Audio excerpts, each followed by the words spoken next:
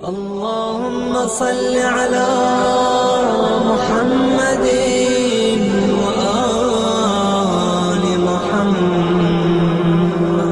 کچھ لوگوں کو یہ شکوہ ہوتا کہ نہ ہماری حاجت قبول ہوئی نہ ہمیں زیارت کا موقع ملتا۔ وہ تو اپنی جگہ ایک اصول ہے کہ اگر کوئی آپ سے کہے کہ نماز پڑھنے سے فلاں فائدہ اور آپ نماز پڑھیں لیکن نہ وضو کرے نہ غسل واجب انجام، ایسے ہی میلے کچیلے جسم اور روح کی نجاست کے ساتھ نماز پڑھ اور کہیں کہ جی مولانا نے کہا تھا 2 رکعت نماز پڑھی، یہ کہاں کہا تھا کہ اگر غسل واجب ہے تو وہ بھی کر کے آئی؟ یہ تو اپنی غلطی اور حماقت ہوگی۔ یہ سارے اعمال، چاہے وہ شب نیمہ شعبان کے اپنے ذاتی اعمال، چاہے امام زمانہ کے اعمال، یاد رکھیے جب امام سے کوئی بات کہی جا رہی اس میں طہارت و پاکیزگی اولین شرط، اور کچھ غلطیاں ایسی ہوتی کہ جو امام کی زیارت سے آدمی کو اس طرح محروم کرتی کہ آیت اللہ العظمی آغا سید حسین بروجردی کا واقعہ سنی۔ ہمارے مراجی اور مجتہدین میں سے ہر ایک امام سے ملاقات کر چکا، بلکہ یہ ساری ملاقاتیں خود اس بات کی دلیل کہ امام ہم سے غائب نہیں رہنا چاہتے۔ اگر غائب رہنا چاہتے تو علامہ ہلی سے کیوں ملے؟ علامہ ہلی ہو یا ہم ہیں دونوں غیر معصوم۔ امام کا مسلسل لوگوں سے ملنا بتا رہا کہ امام اپنے ماننے والوں سے غائب نہیں ہونا چاہتے۔ کوئی ماننے والا ہی ایسی غلطی کر دے تو دوسری بات، ورنہ امام جو مثال دی گئی کہ امام کی مثال سورج جیسی جو کبھی بادل میں چھپ جاتا، مگر سورج کے فوائد بادل میں سے بھی دنیا کو ملتے رہتے ہیں۔ چاہے امام پردہ غیبت میں ہو مگر امام کے فوائد دنیا کو مل رہے ہیں۔ ہماری کوئی کوتاہی ہے کہ ہم امام سے نہیں مل سکتے، ورنہ امام ہے اور تمام فرائض کو انجام دے رہا وہی امام جو محمد ابن یعقوب کلینی کی اصول کافی کو دیکھ رہا، وہی امام کہ جو شیخ صدوق کے والد ابن باویہ قمی کی حاجت کو قبول کر رہا، وہی امام ہے جو شیخ صدوق کی ولادت کے لیے دعا کر رہا، وہی امام جو شیخ مفید کو خصوصاً 2 ایسے خط لکھ رہا ہے جو ہر مومن کو پڑھنا، وہی امام جو سید مرتضیٰ کو علم الہدا کی منزل پہ پہنچا رہا۔ امام پردہ غیبت میں ہو مگر شیخ طوسی کی تائید کر رہے کہ حوزہ علمیہ نجف قائم کیا جائے، وہ امام پردہ غیبت میں صحیح مگر علامہ ہلی کو ایک ضخیم کتاب کی نقل میں مدد دے رہا، وہ امام پردہ غیبت میں صحیح مگر شہید اول کو قید خانے میں آ کر تسلی اور دلاسا دے رہا، وہ امام پردہ غیبت میں صحیح مگر شہید ثانی کو جنگل کے ڈاکوؤں سے بچا رہا، وہ امام پردہ غیبت میں صحیح مگر علامہ مجلسی اور نعمت اللہ جزائری کو بہار الانوار کے بارے میں ہدایت دے رہا، وہ امام پردہ غیبت میں صحیح مگر فاضل مقداد کو وہ حدیث ڈھونڈ کے دے رہا جو فاضل مقداد کو نہیں مل رہی، وہ پردہ غیبت میں صحیح مگر مقدس اردبیلی کو مسجد کوفہ میں تمام مسائل کو حل کر کے دے رہا، اس کا پردہ غیبت میں رہنا اپنی جگہ مگر سید مہدی بحر العلوم کے مسائل کو حل کر رہا، وہ امام پردہ غیبت میں صحیح کار امامت نہیں رک رہے، شیخ مرتضیٰ انصاری کی مرجعیت کا اعلان کر رہا ہے، وہ امام پردہ غیبت میں صحیح مگر آغا مرزا بزرگ شیرازی تمباکو کا فتویٰ دیتے ہیں، امام کی تائید ہو رہی ہے، وہ پردہ غیبت میں صحیح آغا ابوالحسن اصفہانی کے ذریعے سے 4000 سیدی صاحبان ایمان بنا رہا ہے، وہ پردہ غیبت میں صحیح مگر آغا بروجردی کے ذریعے اس مرد مومن کی زیارت کا بندوبست کر رہا ہے، وہ پردہ غیبت میں صحیح مگر آغا محسن الحکیم کو اس وقت جہاز بدلنے کا حکم دے رہا ہے جب ہوائی جہاز فضا میں بلند ہو چکا، وہ پردہ غیبت میں صحیح مگر آیت اللہ خوئی کو حوزہ علمیہ نجف بچانے کے لیے حکم دے رہا ہے کہ یہاں سے ہجرت نہ کرنا، وہ پردہ غیبت میں صحیح مگر امام خمینی کو اس رات جب کرفیو لگا کر ایران کے تمام علماء کو گرفتار کرنے کی پالیسی اختیار کی گئی، امام خمینی کو حکم دے رہا کہ آج یہ حکم جاری کرنا ہے کہ کوئی اپنے گھر میں نہ رہے، وہ امام پردہ غیبت میں صحیح مگر مسلسل ہمارے سامنے واقعات آ رہے کہ امامت کے کام انجام دیے جا رہے، مراجع تک امام مسلسل اپنی ہدایات پہنچا رہے، عام پریشان حال مومنین کے واقعات سنیے، وہ پردہ غیبت میں ہے مگر مریضوں کو شفا دے رہا، جا کے دیکھ لیجئے ہرقل کا واقعہ، وہ پردہ غیبت میں صحیح سید رشدی جو برف باری کے طوفان میں پھنس گئے انہیں وہاں سے اپنے قافلے تک پہنچا رہا. وہ پردہ غیبت میں صحیح حاجی علی بغدادی کی سمجھ میں خمس کا مسئلہ نہیں آ رہا, انہیں کاظمین لے جاتے ہوئے خمس کا مسئلہ سکھا رہا. پردہ غیبت میں صحیح بے اولاد کو اولاد عطا کر رہا. پردہ غیبت میں صحیح مذہبی بحث میں صفین کی لڑائی میں علی کے لشکر کا ساتھی بننے والے کو اپنے لشکر میں شامل کر کے اس کی حمایت کر رہا. وہ پردہ غیبت میں صحیح مرزا افندی علم کی پیاس کے لیے تڑپ رہے ہیں, ان کی علم کی پیاس کو بجھا رہا. وہ پردہ غیبت میں صحیح وہ پیش نماز جو نماز پڑھاتے ہوئے اپنی زراعت اور دخن اور باجرے کی فصل کے بارے میں سوچ رہا, اسے شیخ دخنی قرار دے کے لوگوں کو بتا رہا کہ اس کے پیچھے نماز نہیں پڑھنا تو اس کی وجہ سے استغاثے قبول ہو رہے, حاجتیں پوری ہو رہی, مریضوں کو شفا مل رہی, بے اولادوں کو اولاد مل رہی. مذہبی بحث میں وہی امام ہے جو محمد ابن عیسیٰ کے ذریعے بحرین کے صاحبان ایمان کے سامنے انار کے فرات کا پردہ چاک کر رہا ہے. امامت کے کام انجام پا رہے ہیں, صاحبان ایمان استفادہ کر رہے ہیں, پریشانیاں دور ہو رہی ہیں, بحران حل کیے جا رہے ہیں. کہیں ہماری غلطی ہے, کہیں پہ ہم میں سے کوئی کوتاہی کر رہا جس کی بنا پہ ہماری بیماری ہے, امام یہاں نہیں آتے وہاں چلے گئے. ہماری پریشانی ہے, امام یہاں نہیں آتے بحرین چلے گئے. کوئی نہ کوئی ہمارے پاس غلطی ہے. اب وہ غلطی کیا ہے اگر اس کی تلاش کی جائے, غلطی کیا تلاش کی جائے تو بہت ساری وجوہات سامنے آئیں گی. مگر آغا بروجردی کا ایک واقعہ جو سامنے آیا تھا اس حوالے سے ایک جملہ کہہ رہا ہوں, اور بہت بڑا موضوع بن جاتا کہ جب کسی ایک مرجے کا واقعہ ہماری زبان پہ آتا, کیونکہ اتنے سارے واقعات ہر مرجے کے بارے میں. اکثر ایک اعتراض لوگ کیا کرتے ہیں, یہ اعتراض مجھ سے براہ راست کسی نے کیا کہ یہ ملاقات امام کے واقعات پہلے پیش آتے اب کیوں پیش نہیں آ رہے. کہتے ہیں اس میں خود ایک شک ہو رہا, یا اب امام نہیں رہے یا وہ پہلے کے واقعات بنے ہوئے. یہ کس نے کہا کہ امام اب نہیں آتے؟ ہمارے یہاں امام کا ذکر کتنا کم, کتابیں اس سے بھی کم اور سننے والے اس سے بھی کم. ورنہ کون سا دور ایسا کہ جو امام کے واقعات سے خالی. اگر ہم ایک ترتیب یہی بنا لیں, آغا ابو الحسن اصفہانی کتنی زیادہ ملاقاتیں ان کی امام سے ہوئیں, یہ وہ بزرگ مرجع جن کی تقلید کے چہرے اس مجمع میں نظر آ رہے ہیں. بہت پرانی بات نہیں, حتیٰ یہ کہ ایک میں نے واقعہ اشارتاً بیان کیا, تفصیل کا موقع 1940 کا واقعہ. 4000 زیدی فرقہ زیدیہ سے تعلق رکھنے والے آغا ابو الحسن اصفہانی سے کے ذریعے وادی السلام کے نجف کے قبرستان میں امام نے سب کو مومن بنایا. ابھی کا واقعہ ہے, کوئی ہزاروں سال پہلے کی بات نہیں. آغا حسین بروجردی واقعہ پڑھ رہا, آغا محسن حکیم کا واقعہ ہر ایک کو پتا ہے, جہاز بدلنے والے. آغا خوئی کے کتنے واقعات, امام خمینی کے کتنے واقعات. اور یہ بھی میں بتا دوں کہ واقعات بھی ہر صنف کے لیے, عالم سے ملے, جاہل سے ملے, متقی سے ملے, گناہگار سے ملے, ہر جگہ کے واقع, ہر گروہ کے لیے. حتیٰ یہ کہ مرد تو مرد, عورتوں سے بھی ملاقات کے واقعات. یہ تصور نہ ہو کہ واقعات نہیں, لیکن مسئلہ یہ کہ نہ لوگ سننے کو تیار, نہ لوگ پڑھنے کو تیار, نہ اس موضوع پہ کوئی ذکر کرنے کو تیار. حتیٰ یہ کہ آج کی رات بھی ایسے ہی چند سرسری باتوں میں گزار دی جاتی, کیونکہ امام زمانہ کے ساتھ عورتوں کے موضوعات بہت کم آتے. اس لیے اشارتاً ایک بات بتاؤں, ورنہ تقریر کے اختتام پر بھی واقعہ آنے والا. مثلا اسی وقت کی چلیں بات لے لیں, ہم بہت پرانے واقعات نہیں پڑھتے, اسی وقت کی بات لے لیں. اس وقت کے مراجع میں سے ایک مشہور نام آیت اللہ العظمی شیخ محمد علی عراقی کا.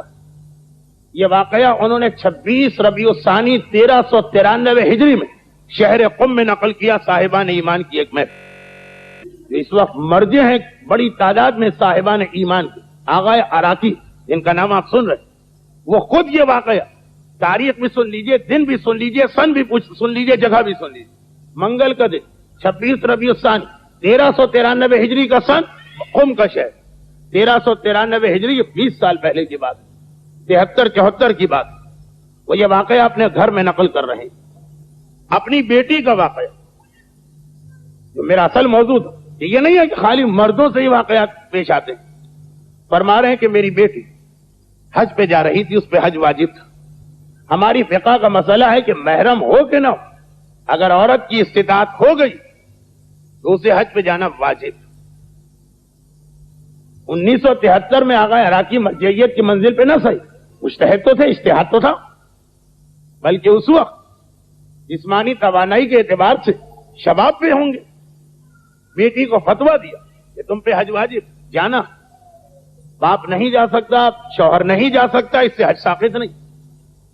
اب بیٹی مرجے کے گھر کی بیٹی، مجتہد کی بیٹی، آغا عراقی کی بیٹی گھبرا کے کہا کہ حج میں تو رش بہت ہوتا، یہ 70 کے حج کی بات ہو رہی ہے جس میں کراچی سے بہت سے لوگ، اس مجمع کے کچھ لوگ اس حج میں تھے، جس حج کا واقعہ، اس مجمع میں لوگ ہیں جو اس سال حج پہ تھے، لیکن ان کو پتا نہیں کہ ایک مرجے کی بیٹی حج پہ آئی ہے اور امام کی زیارت کر رہی ہے۔ واقعہ بہت زیادہ کوئی علمی نہیں ہے، لیکن فقط اس لیے کہ پتا چلے کہ واقعات عورتوں کے ساتھ بھی زیارت کے واقعات۔ بیٹی نے کہا فتویٰ اپنی جگہ، لیکن میں اکیلی بغیر محرم مجمع اتنا زیادہ کیسے حج کر؟ فتویٰ اپنی جگہ ہے کہ جان کا خوف تو نہیں، لیکن آسانی کے لیے یا حفیظ ہو یا علیم ہو، آغا عراقی نے اپنی بیٹی کو تعلیم کیا کہ یہ ذکر خدا پڑھتی رہنا، اللہ حفاظت کرے۔ اب وہ بیٹی گئی حج پر، دختر آغا عراقی وہ نقل کرتی اپنے باپ سے، اور ان کے باپ نے یہ واقعہ اس مجمع میں بیان کی کہ میری بیٹی فرماتی ہے کہ میں گئی، میری بیٹی کہتی ہے کہ میں گئی، اور جب وہاں پہنچی تو ذی الحجہ کے مہینے میں پہنچی، عمرہ تمتع بڑی مشکل سے انجام دے لی۔ جب حج کا وقت آیا اور 1970 میں، اوائل 70 میں، یہ طواف کا صحن اور یہ ساری سہولتیں بہت کم تھی۔ آج جتنا بڑا صحن ہے اس میں بھی زحمت ہو جاتی ہے، اس وقت تو صحن بھی بہت چھوٹا تھا۔ اب کہتی ہیں کہ میں نے جس وقت حج کا طواف شروع کیا خانہ کعبہ کے 7 چکر، دیکھ تو ویسے ہی رش، سوڈانیوں اور نائجیریا کے رہنے والوں کے بہت بڑے بڑے گروہ آ گئے، جو کبھی حج پہ جا چکے ان کو مسئلہ پتا کہ یہ کتنا بڑا مسئلہ ہو جاتا۔ اب تو ایک طرح مجھے اپنی جان کے بارے میں خوف ہو گیا، اور یہ سارے نامحرم کہیں مجھ پہ گر نہ پڑے، کہیں مجھے نقصان نہ پہنچا دے، جو اس وقت ویسے رش میں ہر ایک کو خطرہ، خصوصاً جب یہ سوڈانیوں کے گروہ آ جائے۔ میں نے پریشانی کے عالم میں ایک مرتبہ آسمان کو دیکھا، یا اللہ کس طرح اس زحمت سے اپنے آپ کو بچا۔ قریب سے کوئی گزرا جس کی آواز میں نے نہیں، جس کا چہرہ میں نے نہیں دیکھا، آواز کہ اپنے زمانے کے امام کو کیوں نہیں پکارتی، حج ان کی قیادت میں ہوتا۔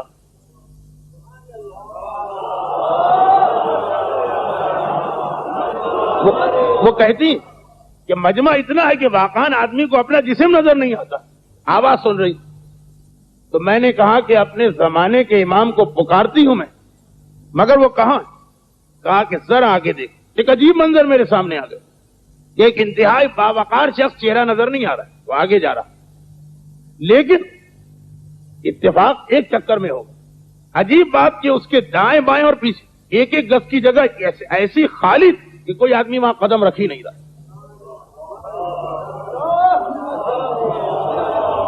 آیت اللہ العظمی آغا عراقی کی دختر کہتی، لیکن کبھی ایک آدھ چکر میں اتفاق ہو بھی جاتا ہے کہ 7 کے 7 چکر میں نے لگائے۔ اور عجیب بات، فرزدق شاعر نے جس عمل کو دیکھ کے قصیدہ پڑھ دیا کہ جب چوتھا امام آیا تھا مجمع چھٹ گیا، یہاں پہ کوئی ایسا عمل نظر نہیں آ رہا، خود بخود جہاں سے یہ شخص جا رہا، دائیں بائیں اور پیچھے مجمع اس جگہ قدم ہی نہیں لگ رہا۔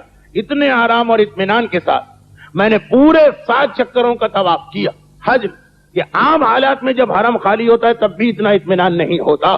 میں قریب سے اور ایک مرتبہ فقط ان کی ابا کو چھوا اور اپنے جسم سے مس کیا، اور اس وقت میری آنکھوں سے اس طرح آنسو جاری تھے کہ میں اپنے آقا اور مولا کو سلام کرنا بھی بھول گئی، یہاں تک کہ طواف مکمل ہوا اور امام نظر نہیں آیا۔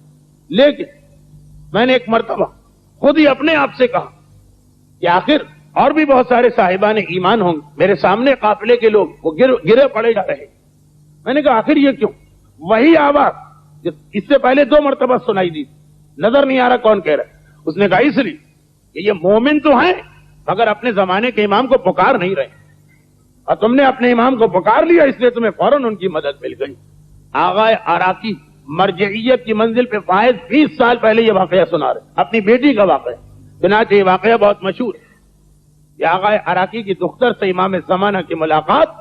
لیکن ایک بات تو اس میں آ گئی کہ مومن ہونا اور تصور بھی ہونا چاہیے امام کا، اور ان کے لیے انسان آواز دے، مگر یہ سب سے اہم مسئلہ بتایا گیا۔ آغا حبیب اللہ حسینی ایران کے ایک بہت ہی مشہور خطیب تھے۔ ایک تو علماء ہوتے ہیں، ایک ذاکرین، خطبہ، بہت ہی مشہور خطبہ میں سے تھے، قم کے رہنے والے تھے، لیکن پھر سکونت تہران میں اختیار کی تھی۔ یہ ان کا واقعہ وہ کہتے ہیں آغا حبیب اللہ حسینی اور ان کے ایک دوست آغا حسن کہ ہم نے یہ سنا تھا کہ مسجد جمگران سے امام کا بہت گہرا تعلق ہے. یہ واقعہ ہے تقریباً آج سے 40 سال پہلے کا، جب مرجعیت عامہ کی منزل پر تاریخ تشیع کی مقدس ترین شخصیتوں میں سے ایک آغا حسین بروجردی رضوان اللہ علیہ فائز تھے. ان کا زمانہ اور مسجد جمگران کی روایت ابھی اتنی واضح ہو کے سامنے نہیں آئی، تو انہوں نے کہا کہ ہم نے اپنے اندازے سے، میرے دوست آغا حسن کو تو کوئی خاص حاجت، یہ کہا کہ شب جمعہ سب سے اچھی رات ہے، ہم پورا سال شب جمعہ اس مسجد جمگران میں جو آپ کو آج قم سے قریب اور جہاں شب منگل اور منگل کی رات دونوں رات ایک بڑی مخصوصی ہوتی، ہم لوگ تہران سے جاتے تھے. زمانہ اس وقت کا ہے کہ جب ایران وہ آٹو بان بھی نہیں بنا، بڑی زحمت ہوتی تھی، لیکن بہرحال حاجت بھی ہے اور امام سے ملاقات بھی کرنا. چنانچہ مسلسل ایک سال 45 46 47 جو شب جمعہ آئی، ہم ہر شب جمعہ تہران سے جمگران گئے اور آج جتنا آسان ہو گیا ہے، سڑکیں بن گئی ہیں، ٹرانسپورٹ مل گئی ہے، تو شاید پھر بھی یہ مشکل اور اس زمانے، لیکن یہاں تک یہ پورا سال ہو گیا اور ہم دونوں کا حوصلہ ٹوٹ گیا کہ نہیں، کوئی شاید ہم ایسی جگہ جا رہے ہیں کہ جہاں امام سے ملاقات نہیں یا کوئی ہم میں غلطی. خیر جب پورا سال ہو گیا اس کے بعد جو شب جمعہ سال کے بعد والی، میرا تو کوئی ارادہ نہیں تھا. آغا حسن کا فون آیا کہ چلیں آج بھی ہم کو چلنا. میں نے کہا بھائی 1 سال ہو گیا، کچھ بھی تو ہمیں زیارت کے آثار نظر نہیں آئے. اس طرح باقی دنیا کو زیارت نہیں ہوتی، ہمیں بھی شاید امام اس وقت زیارت سے محروم کرنا چاہتے. اس میں جملہ آغا بروجردی کا، آخری واقعہ اس کے بعد آئے گا جس میں خود امام کا جملہ، اور بس یہی آج کی تقریر. کہتے ہیں کہ آخر بہت میرے دوست نے زور دی اور پھر اس نے ایک عجیب جملہ کہا کہ ابھی تھوڑی دیر پہلے میری آنکھ لگی تھی، خواب میں کسی نے کہا کہ آج کی شب جمعہ ضرور جاؤ، جو کچھ اب تک زحمت ہوئی اپنی جگہ آج کی شب جمعہ نہ چھوڑ. آغا حسینی ایک مشہور خطیبوں میں سے ایک تھے اس زمانے، کہا کہ جب یہ خواب سنایا تو میں نے بھی کہا چلو ہم چلتے اور جا رہے ہیں. آج جو تہران قم کی وہ ہائی وے جو دنیا کی بہترین سڑکوں میں سے ایک ہے، نہیں بنی تھی، جا رہے ہیں. سواری بھی جب مسجد جمگران تک نہیں جاتی، ابھی وہاں پہنچے نہیں ہیں، راستے میں یہ ہمیں اچانک اپنے سامنے ایک آدمی چلتا نظر آیا، کھلا دانے سرخ، کہاں سے نکل گیا، اچانک ایسے لگا کوئی ہمارے آگے چل رہا. یہ کہاں سے آ گیا، اس سے پہلے تو نہیں. اور اس کا لباس بھی ایسا لباس جو اس علاقے کے دیہاتی اور گاؤں والے نہیں پہنتے. تہران اور قم کے بیچ میں گاؤں ہی گاؤں. یہ لوگ ایران کے رہنے والے، مفاتی بار بار پڑھتے. مفاتی میں سید رشتی کا ایک واقعہ، حج کے قافلے میں جانے والا ایک مومن جو راستہ بھول گیا تھا، تو امام نے آ کے، جس وقت امام بیلچے کی مدد سے ایک باغ میں سے برف صاف کر رہے تھے، اس کی مدد کی. امام کے کندھے پہ ویسا ہی بیلچہ دیکھا جو سید رشتی کی روایت میں لکھا ہوا. ایک مرتبہ ہم نے کہا کہ یہ لگ رہا ہے کہ ہمارے امام. عام طور پہ ایسے واقعات میں آدمی کو بعد میں پتا چلتا، مگر ایسے بھی بہت سے واقعات. چنانچہ ہم وہاں گئے اور جا کے ان کو سلام کیا اور کہا کہ ہم آپ کو نہیں جانتے، ہمارا دل گواہی دے رہا کہ آپ ہمارے امام. انہوں نے بھی مسکرا کے کہا کہ جس کو تم 1 سال سے تلاش کر رہے تھے، ہمارے جذبے کو دیکھ کر آج وہ تم سے ملنے آیا. اور اس کے بعد یہ ارشاد فرمانے کے بعد امام نے ہم آغا حسن، جو اصل میں تو حاجت ان کی تھی، امام نے ان سے کہا کہ ہاں اب بتاؤ، دونوں میں سے فقط ان سے کہا اب بتاؤ تمہاری کیا حاجت. کہا مولا اگر ہم صحیح جگہ پہ آئیں تو پھر مجھے ضرورت ہی نہیں ہے کہ میں اپنی حاجت آپ کو بتاؤں.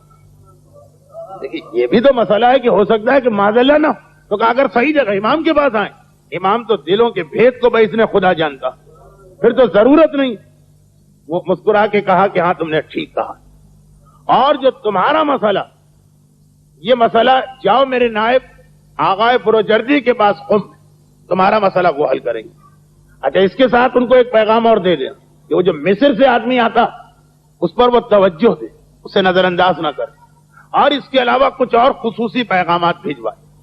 ہم چلنے لگے تو امام نے اپنی جیب سے کچھ سکے نکالے اور بطور تحفہ ہم کو دیے، جو ظاہری نجف، کربلا، قم اور مشہد زیارت کے ساتھ ساتھ مراجع کے گھروں پہ بھی جاتے ہیں. ان کو پتا ہے کہ اب وہاں ایک رواج ہے سکہ دینے، اس لیے کہ روایتوں میں ہے کہ امام بطور تحفہ ایک سکہ دیتے ہیں. وہ سکہ ہم نے لیا، جیسے سکہ آیا اس کو الٹ پلٹ کے دیکھا. اب جو دیکھنے کے بعد نگاہ اٹھائی، کھلا میدان ہے، دور دور تک کسی کا نشان نظر نہیں آ رہا. اور درود بھیجے محمد وآل محمد. اب تو بالکل اطمینان کی منزل ہم واپس چلے، اور واپس نہیں چلے، واپس نہیں چلے. اصولاً واپس جانا چاہیے. بھائی قم جا رہے تھے امام سے ملنے کے، ویسے تہران میں رہتے، مگر اب امام نے آگاہ پروچردی کے لیے ایک پیغام بھیجا تو ہم واپس نہیں آئے، سیدھے قم پہنچے. قم پہنچنے کے بعد اب آدمی ایسے موقع پہ اتنے جوش میں بھرا ہوتا کہ ہم سیدھے گئے روضے، اور وہاں جا کے کچھ لوگوں کو بتایا کہ ہمیں امام کے ہاتھ سے سکے ملے. اس سے پہلے یہ رواج نہیں تھا حوضے میں. اب تو سارا مجمع ٹوٹ پڑا، ہر ایک نے وہ سکے لے کے دیکھنا شروع کی. اس کے بعد اسے پانی میں ڈالا گیا، امام کے ہاتھوں کے سکے، وہ پانی چھڑکا جا رہا، جب چہرے پہ ڈال رہے ہیں. 3 دن اس میں گزر گئے. اس کے بعد میں آغا پروجردی کے پاس پہنچا چوتھے دن. جیسے ہی پہنچا، آغا پروجردی ایک ایسی عظیم شخصیت کہ ان کا چہرہ دیکھ کے آدمی تقوی کے روب سے کانپنے لگتا. انہوں نے کہا تم 3 دن سے کہاں تھے؟ میں تو 3 دن سے انتظار کر رہا ہوں. اور گھبرائے. وہ تو امام نے ان سے جنگل میں کہا تھا، آغا پروجردی کو کیسے پتا چلا؟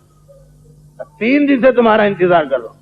اور دیکھو وہ باقی جتنے بھی مسئلے جن کا تعلق ان سے نہیں، وہ تو مجھے امام کا پیغام ملا. تمہاری حاجت کیا؟ کہا کہ میری حاجت یہ ہے کہ مجھے کربلا کی زیارت کو جانا، اور نہیں جا پا رہا ہوں. پاسپورٹ نہیں بنتا. شاہ کے زمانے میں ایک مصیبت یہ تھی ابتدائی دور، پاسپورٹ نہیں دیا جاتا تھا ایرانیوں کو.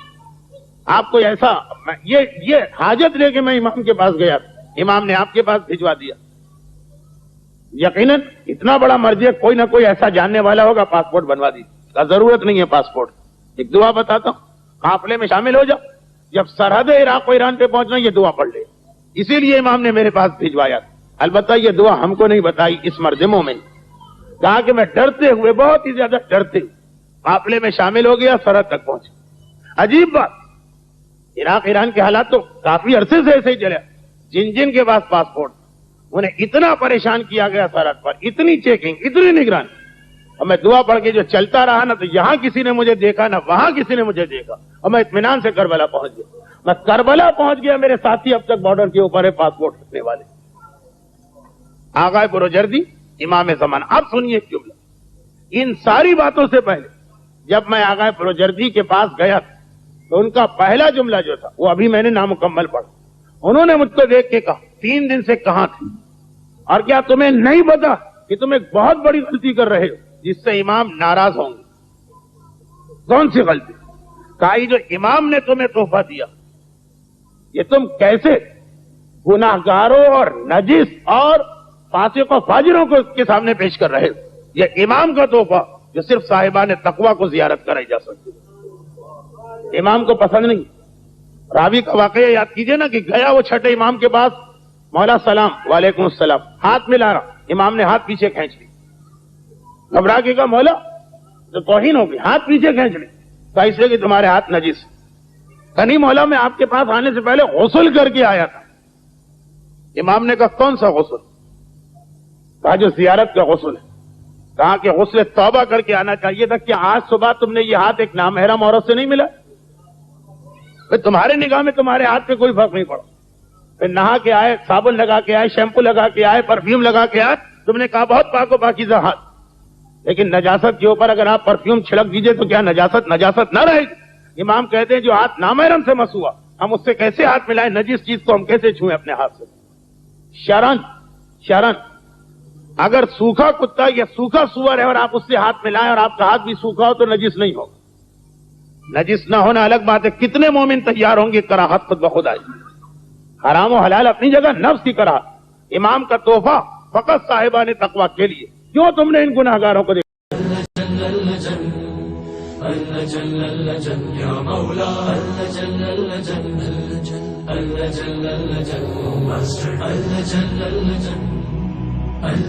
يا صاحب السماء اللجن اللجن